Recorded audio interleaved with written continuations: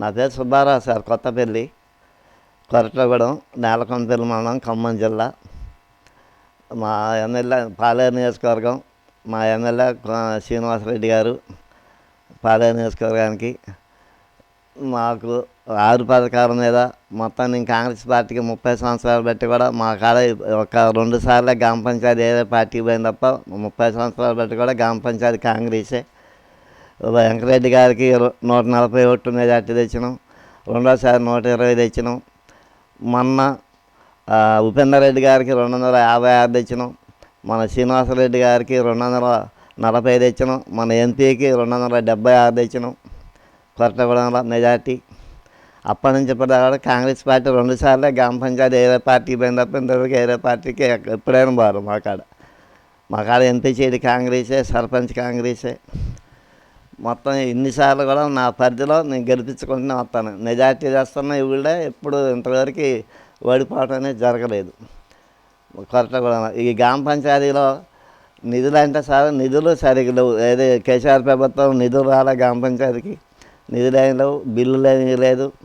గ్రామ పంచాయతీ బాగా వెనకబడిపోయింది. అప్పుడు ఆ మోడీ గారు ఇచ్చిన డబ్బులు తప్ప రెండో డబ్బులే లేవు ఇక్కడ. దాని గురించి గ్రామ పంచాయతీ కూడా 6 గ్యారంటీలు అవ్వదు సార్. రుణమాఫీ మాత్రం బాగా రుణమాఫీలో ఎక్కువ ఉండే డబ్బులు కట్టినా రుణమాఫీ వస్తుంది అంటారు. నా వరకు నేనే మొన్న 3,00,000 కట్టిన ఎగస్తా ఉంటే. అది వస్తుందా రాదా? 3,00,000 అయితే డబ్బులు కట్టిన నేను. 2 లక్షలు ఉంటేనే వస్తుందండి రుణమాఫీ.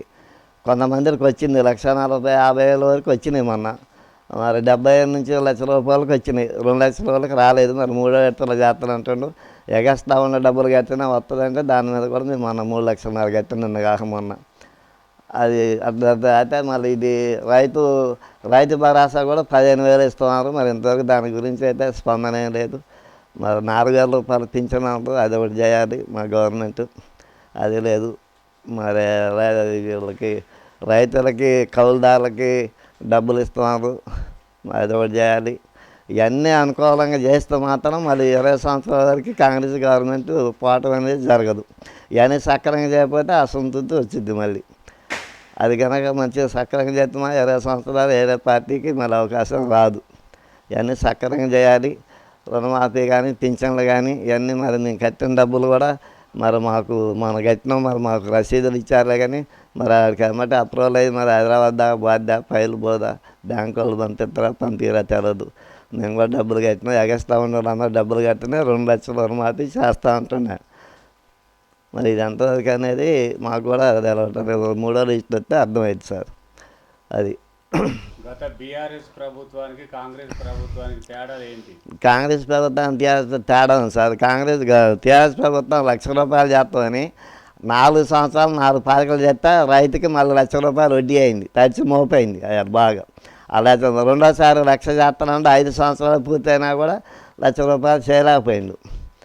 టీఆర్ఎస్ గవర్నమెంట్ న్యాయం జరగలే, పేదవాళ్ళకైతే ఏం జరగలే. మళ్ళీ డబుల్ బెడ్రూమ్లు ఇస్తాను సార్. మా ఊరికి 18 డబుల్ బెడ్రూమ్లు ఇచ్చారు. 18 డబుల్ బెడ్రూమ్లు కూడా వాళ్ళ పార్టీ వాళ్ళకి తప్ప కాంగ్రెస్ పార్టీ వాడికి కానీ లేబర్కి ఎవరికైనా ఇవ్వలే. భూమి ఉండేవాడికి పోయింది ఇల్లు, వాళ్ళ అనుకున్న వాడికి ఇచ్చారు తప్ప రెండోడికి ఇల్లు ఇవ్వలే. టీఆర్ఎస్ గవర్నమెంట్ అసంతృప్తి బాగుంది. అప్పుడు ఉచిత బస్సులు మాత్రం మహిళల స్పందన బాగుందండి. ఎప్పుడు చూసినా బస్సులో మహిళలు ఎక్కువ ఉంటారు. మహిళల స్పందన బాగుంది.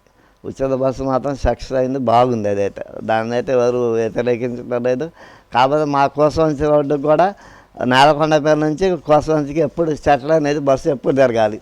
ఈ మధ్య వాళ్ళకి రాజపురం కానీ, మల్లెపల్లి కానీ, మూటాపురం కానీ, గచ్చంగారం కానీ, కొరట్లగూడెం కానీ, అనంతనగర్ కానీ వీటికి బస్సులు లేకపోతే ఈ ఆటో ₹20 పెట్టి ఆటో ఎక్కాల్సి వస్తుంది. దీనికి మాత్రం బస్సు మాత్రం కంపల్సరీగా పాలేరు నియోజకవర్గం నేలకొండ నుంచి కోసవంచి ఇదొకటి మాత్రం గ్యారంటీగా బస్సు అమలు చేయాల్సిందే. దీని మీద మాత్రం చెప్పాల్సిందే. మీడియా మిత్రులు కూడా అందరికీ తెలియపరచాల్సిందే. ఇది రుణమాఫీ చేసిన తర్వాత రైతుల స్పందన ఏ విధంగా? రుణమాఫీ రైతుల స్పందన బాగుందండి.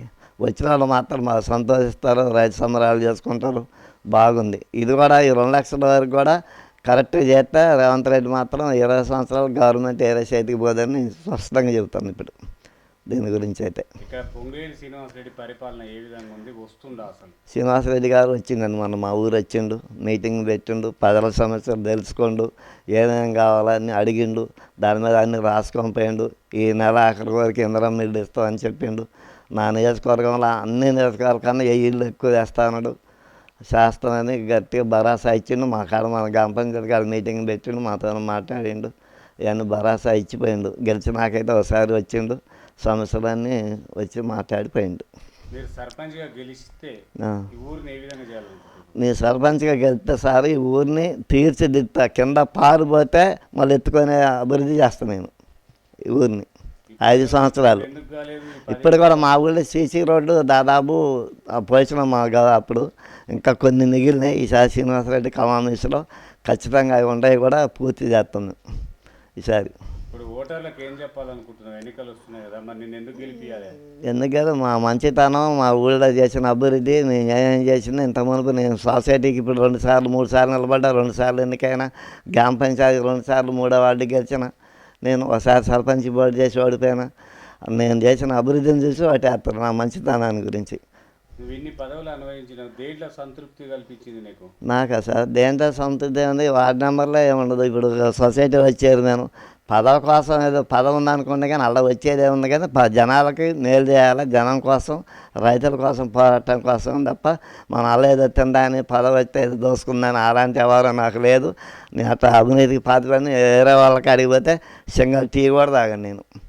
రైతుల కోసం ఎలా ఏం పోరాటం చేస్తున్నావు? రైతుల కోసం మా కోఆపరేటివ్ బ్యాంకులో సకాలంగా లోన్లు ఇప్పిస్తాను, నేను సకాలంగా స్పందిస్తాను. వాళ్ళకి వడ్డీలు వచ్చిన ఆ బ్యాంకులో అకౌంట్లో పట్టలేదు అది చూస్తాను. రైతులకు లోన్లు అమ్మటే ఇప్పిస్తాను కోఆపరేటివ్ తరఫున. మా వంతు కృషి నేను చేస్తాను, రైతులకు బాధ్యతగా నిలబడతాను. నేను సకాలంగా లోన్లు ఇప్పిస్తాను. నేను ఫోన్ చేస్తే మా సెక్రటరీ కూడా ఏమంటే స్పందిస్తాడు, ఏమంటే రైతులకి వచ్చే నిధులు సమకూరుస్తుండే మంచిగానే. ఇప్పుడు కొంతమంది రైతులకు రుణమాఫీ ఇవ్వలేదు కదా, వాళ్ళకి ఎలాంటి సూచనలు ఇస్తారు? ఇప్పుడు కొంతమంది రుణమాఫీ పడలేదండి సార్. ఇప్పుడు ఈ 2 లక్షల రూపాయలది ఎగస్ట్రా 2 లక్షల కన్నా ఎగస్ట్రా ఉంటే డబ్బులు కట్టాలని ఎవరు చెప్తారో దాని మీద పోయినా మనం మాట్లాడితే మాకు పైనుంచి ఆర్డర్ అని మీ పేపర్ కూడా ఇచ్చారండి, ఆంధ్రజ్యోతిలో ఇచ్చారు చూసుకోండి అని చెప్తారు. పేపర్ కట్టింగ్ కూడా తెచ్చినాను. చూస్తే 2 లక్షల పైన కడితేనే వచ్చింది 3 పెట్టారంటే మరి దాదాపు అయితే అందరు కడతాను. అందరేమో నేను కూడా కట్టిన, నిన్న కాక మొన్న 3,00,000 కట్టిన, 1,98,000 నుంచి 3,00,000 కట్టాను నేను కూడా. దీని మీద అయితే మరి రేవంత్ రెడ్డి గారు నిర్ణయం తీసుకొని నేను చేస్తానన్న 2 లక్షలు చేసి ఉన్న డబ్బులు ఉంటే బ్యాంక్ వాళ్ళు రైతు చూసుకుంటాడు, 2 లక్షలు చేసేస్తే అది మంచి పేరు ఉంటుంది. కానీ ఈ డబ్బులు అందరికి సామెత ఉండొద్దా, 3 డబ్బులు అప్పటికప్పుడు కట్టాలని సామెత ఉండాలి కదా. 3 లక్షలు నాకంటే సామెత ఉంది, మనం 3,00,000 కట్టినా మరి అందరు కట్టాలంటే డబ్బులు ఉండాలిగా. దీని మీద మంచి నిర్ణయం తీసుకొని ఆ డబ్బులు చేసే 2 లక్షలు చేసేస్తే ఉన్న డబ్బులు బ్యాంక్ వాళ్ళు రైతు ఎప్పుడు రీఛార్జ్ చేసుకుంటాడు, రైతు బ్యాంక్ వాళ్ళు సమయం ఇస్తారు, వాళ్ళు మంచిగా పద్ధతిగా పోద్ది. కానీ ఈ 2 లక్షలు డబ్బులు కట్టినా 2 లక్షలు చేస్తాం అనేది అయితే అది కరెక్ట్ కాదు అసలు అయితే.